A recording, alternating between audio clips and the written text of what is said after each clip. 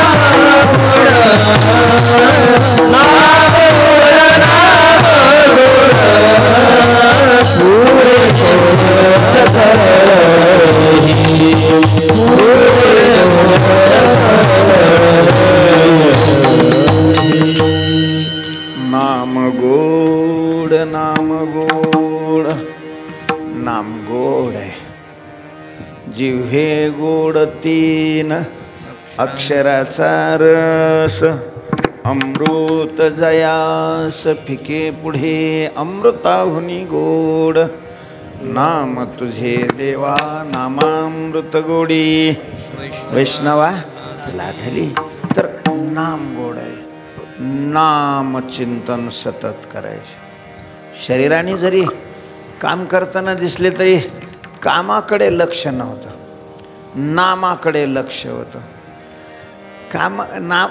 कामाकडे लक्ष असलं का मग नामाकडे लक्ष नाही राहत. नामाकडे लक्ष लागले की कामाकडे लक्ष लागत नाही. असा हा भाग आहे तो. तुकोबारायांचं नामाकडे लक्ष लागलेलं होतं. मिरच्या घेतल्या, कोणी एका व्यापाऱ्याने दिले थोडे पैसे, मिरच्या भरल्या आणि गेले मावळात घेऊन मिरच्या विकायला नेलेल्या आहेत. हिरव्या मिरच्या 3 गोण्या मिरच्या घेतल्या, बैलावर लादलेल्या आहेत. बाजार होता. बाजारामध्ये भगवान शंकराचं मंदिर आहे. त्या शंकराच्या मंदिरासमोर पिंपळाचं झाड होतं. तुकोबारायांनी तिथं मिरच्या खाली टाकलेल्या आहेत, बैलाला बांधलेलं आहे, त्याला काही चारा वगैरे टाकला आणि बसले मिरच्या विकायला. 2 पोते एकावर एक ठेवले, एक पोतं उभं केलेलं आहे, सोडलं ते तराजू वगैरे टाकून बसले. तर मिरच्या पाहिल्या बाजारामध्ये, लोक आले, लगेचच विचारलं, काय भाव आहेत बाबा मिरच्या? विठ्ठल विठ्ठल विठ्ठल विठ्ठल. बाबा मिरच्या काय भाव लागल्या? आता काही तुम्हाला माहिती नाही का? लोकांचा जो भाव आहे तोच आमचा भाव आहे. लय लोक हरामखोर राहतात महाराज, गळ्यात माळा असलेले सुद्धा. अरे अरे अरे मला दुसरीकडं 20 रुपये किलो असले तर मग तिथं म्हणतात 15 रुपये, दुसरीकडे आपलाही 15 रुपये. काय आपण जगापासून वेगळे थोडेच विकणार आहे, आपले 15 रुपये. झाड. एका बाईने किलोभर तांदूळ दिले.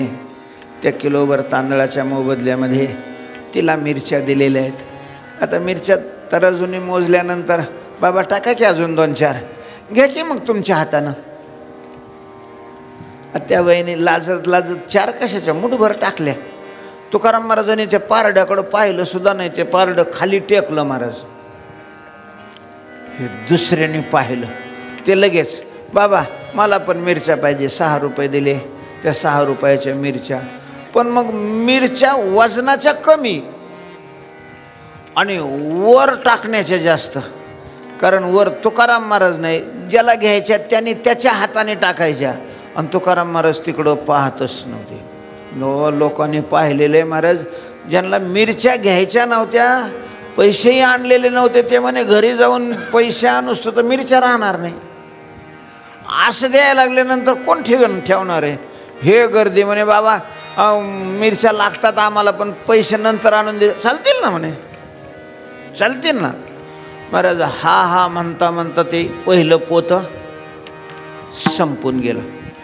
पण मग एवढी गर्दी झाली, कारण कानोकानी वार्ता कळाली ना, तुका शेठ लयच भला माणूस आहे. म्हणजे लोकाला भला माणूस कोण वाटतो, जो ह्यांना फुकट देतो.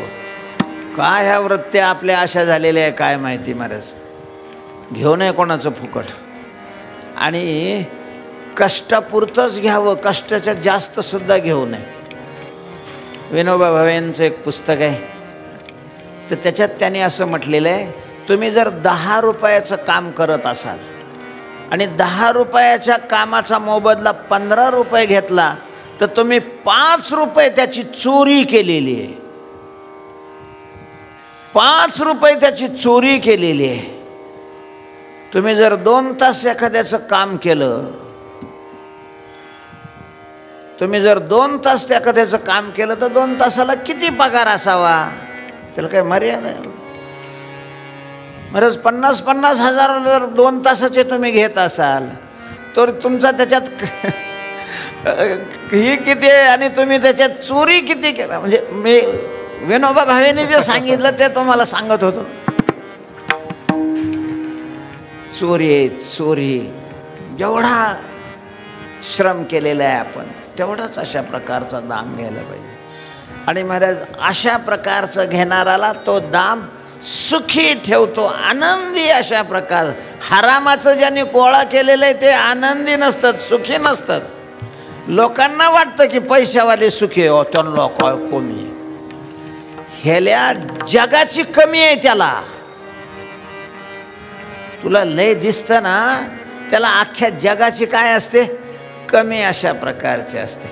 म्हणून आचार्यांनी, श्रीमद शंकराचार्यांनी प्रश्नोत्तरी नावाचा छोटासा ग्रंथ लिहिलेला आहे. आणि महाराज त्याच्यात असं लिहिलेलं आहे, को वा दरिद्रो, दरिद्री कोण आहे, दरिद्री कोण आहे. तर तिथं ज्याला तारखाच मिळत नाही तो दरिद्री असं नाही लिहिलेलं. आचार्यांनी त्याचं जे उत्तर दिलेलं आहे, महाराज विशाल तृष्णा, यस्य विशाल तृष्णा, ज्याची आग मोठी आहे, तो गाडीत कोणत्या जातून फिरतो काय नाहीये, दलिंदर आहे, दरिद्री आहे. तो गृहस्थी असला तरी दरिद्री आहे, वानप्रस्थी असला तरी दरिद्री आहे, संन्यासी असला तरी दरिद्री आहे.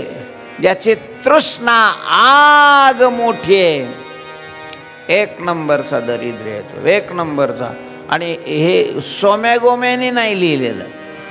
हे जे मी वाक्य तुमच्या पुढं म्हटलेलं होतं, श्रीमद आद्य शंकराचार्यांच्या पुस्तकातलं अशा प्रकारचं हे वाक्य आहे. आता लोकांच्या ठिकाणी तृष्णा तर असतेच. दुसरं पोतो पण इतकी गर्दी वाढली, तुकाराम महाराज म्हणे बाबा आता मी कोणाकोणाला वाटून देऊ, वजन करून द्यायला इतक्या लोकांना एकदम कसं काय. जा तुम्हाला जेवढे घ्यायचे तेवढे घेऊन जा. दुसरं पोतं उचकलेलं आहे. आणि मग असं एवढं मोकार असल्यानंतर महाराज फुकट म्हणलं का लोक विचारच नाही करत. मागं एकदा प्रवचन कबीर मठात चालू होतं, तिथं त्या उद्धव घाटावर कोणीतरी कपडे वाटायला आणले होते. नेमकं प्रवचन सुटलं आणि ते कपडे वाटायचा कार्यक्रम, हे गर्दी. त्याच्यात एक पोरगं ते शेवट गेलं, तेव्हा बाकीचे कपडे संपले होते, एक साडी राहिली होती, ते साडी घेऊन आलं. तर मी म्हणलं तू हे कशाला आणली रे, तुला काय काम आहे, त्याचं लग्न नाही झालेलं काय नाही, तो घरी नाही, इकडं संस्थेमध्ये, आणि साडी घेऊन आला. पण मग फुकट मिळते ना महाराज. ह्या मनातून अशा प्रकारच्या वाईट ज्या अपेक्षा आहेत त्या फेकून द्याव्या, परमार्थ करणाऱ्याने त्या ठेवू नये.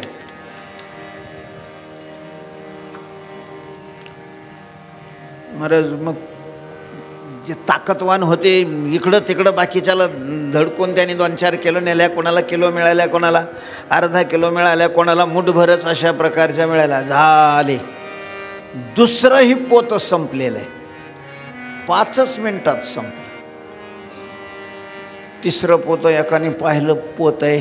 तो म्हणला बाबा माझ्या घरी लग्न कार्य आहे, मला पोतभर मिरच्या लागतात. म्हणजे आहे ना, अजून एक पोत आहे ना, पण मी पोत नाही आणलेलं. ठीक आहे घेऊन जा, नंतर आणून दे. उचललं महाराज पोतच, त्याने अख्खं पोतच उचललं. अर्ध्या तासात लोकांचे अजून दुकानात लावले बी नव्हते तोपर्यंत त्यांचा सगळा माल संपला. पदरात 1 किलो तांदूळ आणि 6 रुपये. बरं झालं तुकोबारीणीजवळ विहीर होती, विहिरीला स्नान वगैरे केलेलं आहे. सकाळी पहाटच निघाले होते.